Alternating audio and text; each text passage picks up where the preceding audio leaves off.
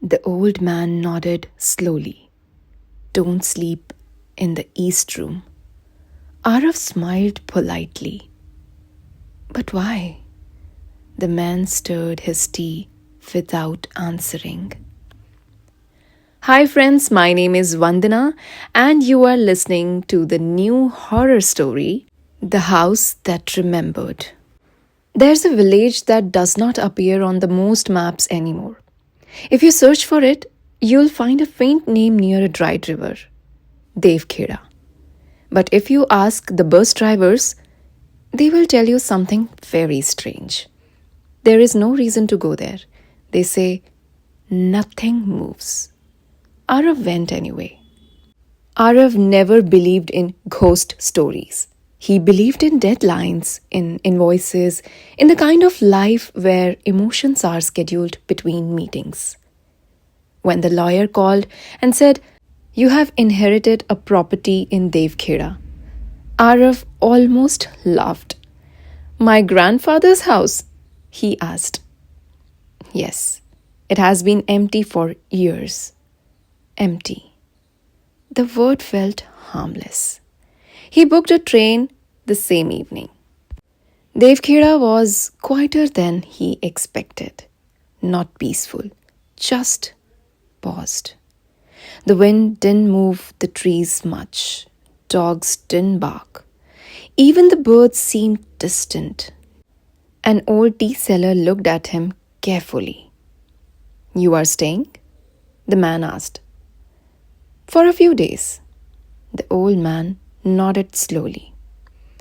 "Don't sleep in the east room." Arav smiled politely.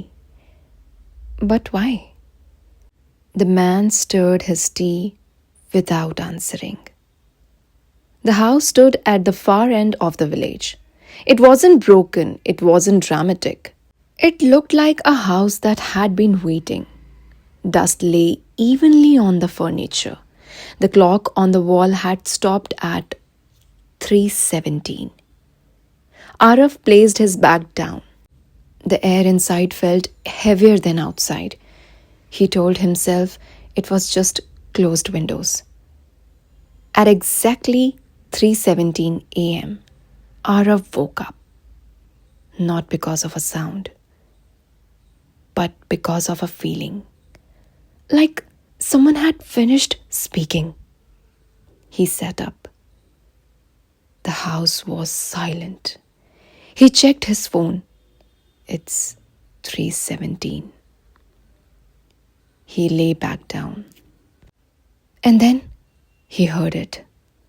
A faint dragging sound from the east side of the house. He remembered the tea seller's words. Don't sleep in the east room. He hadn't, but the sound was coming from there.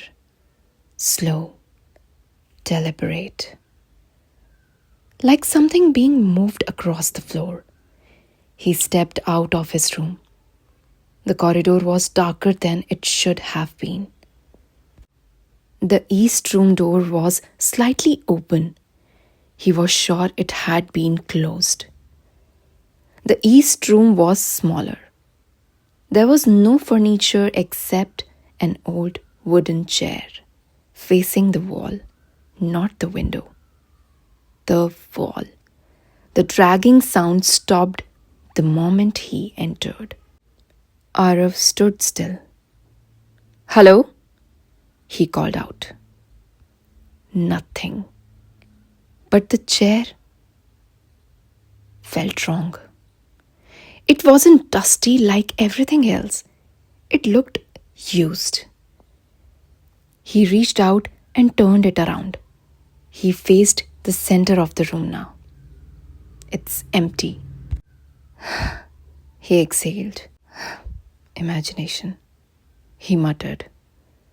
When he turned to leave, the chair was facing the wall again. The next morning, Arav asked the tea seller about the house. The old man's expression changed. "Your grandfather was a quiet man," he said. Everyone says that. He lost his son. Arav paused. My father? The old man nodded. Your father was 7. He went missing. They searched for weeks. And they found him. Where? The old man looked toward the house. In the east room. That evening, Arav searched the house carefully. Inside an old trunk, he found a diary. His grandfather's handwriting was shaky but consistent. He talks to someone in the east room.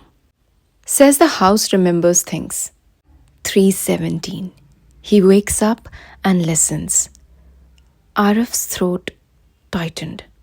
The last entry read, if the house asks for something, do not answer.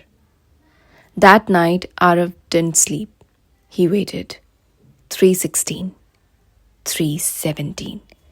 The clock on the wall, which had not worked for years, ticked once. Then again, and stopped. From the east room, a whisper. Not loud, not clear. Just enough to feel. It sounded like his name. Arav. He didn't move. Again. Arav. This time closer. The corridor felt longer than before. The east room door was wide open. The chair was not facing the wall anymore. It was facing the doorway. He stepped inside. The temperature dropped instantly. The walls felt closer. And then he saw it. Scratches on the wall. Tiny, repeated. Like someone trying to carve something with their nails. He leaned closer. It wasn't random. It was a sentence. It remembers what you forget. The whisper returned. Not from outside.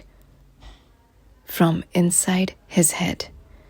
Memories flooded him. A locked room. Himself as a child. Crying. Someone shouting. A fall. Darkness. Arav collapsed onto the floor. The house didn't take his father. The house kept his father's memory. Because his father never left. Because his father was him. He had not gone missing. He had fallen. Hit his head. Forgotten. His grandfather had created a story to survive the guilt. The east room wasn't haunted. It was sealed. Sealed with silence. And silence grows teeth. The chair began to move slowly, dragging across the floor, stopping in front of him, facing him, like it had faced his grandfather for years, waiting. The whisper changed. It wasn't calling his name anymore. It was asking, do you remember now? The horror wasn't a ghost. It was inheritance, unspoken trauma, passed like furniture, placed in the same room, facing the same wall. 3:17. The clock ticked again. Arav stood up. He walked to the window, opened it. For the first time in years, fresh air entered the room. He turned the chair toward the window, not the wall. He spoke softly. I remember.